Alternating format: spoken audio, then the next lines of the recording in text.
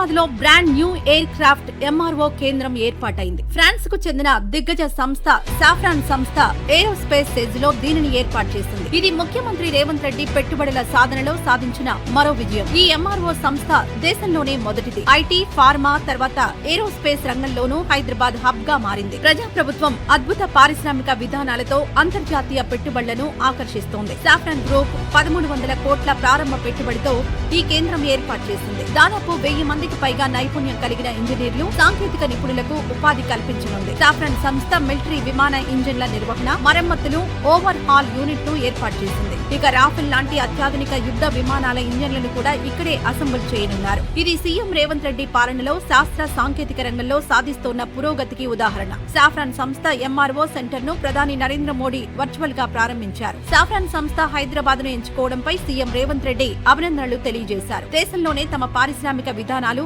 అగ్రస్థానంలో ఉన్నాయని ముఖ్యమంత్రి తెలిపారు. అనేక విదేశీ సంస్థలు హైదరాబాద్ ను తమ రెండో కేంద్రంగా ఎంచుకుంటున్నాయి. ఏరోస్పేస్, రక్షణ సంస్థలు పెరుగుతున్న దృష్ట్యా హైదరాబాద్, బెంగళూరులను ఏరోస్పేస్ కారిడార్లుగా ప్రకటించాలని ప్రధాని మోదీని కోరారు సీఎం. ఏరోస్పేస్ రంగంలో ఎగుమతులు 9 నెలల్లోనే ఫార్మాను అధిగమించి 30,742 కోట్లకు చేరుకున్నాయి. ఏరోస్పేస్ పెట్టుబడులకు నైపుణ్యం చాలా అవసరం. అందుకే తాము టాటా టెక్నాలజీస్ భాగస్వామ్యంతో 100 ఐటీఐలను అడ్వాన్స్డ్ టెక్నాలజీ సెంటర్లుగా అభివృద్ధి చేశాం. విమాన నిర్వహణపై యంగ్ ఇండియా స్కిల్ యూనివర్సిటీలో ప్రత్యేక కోర్సులు ప్రవేశపెడతాం. 30,000 ఎకరాలలో భారత్ ఫ్యూచర్ సిటీని నిర్మిస్తున్నామని చెప్పిన సీఎం 2047 నాటికి $3 ట్రిలియన్ ఆర్థిక వ్యవస్థగా తెలంగాణను అభివృద్ధి చేసే లక్ష్యంతో ముందుకు సాగుతున్నామని తెలిపారు.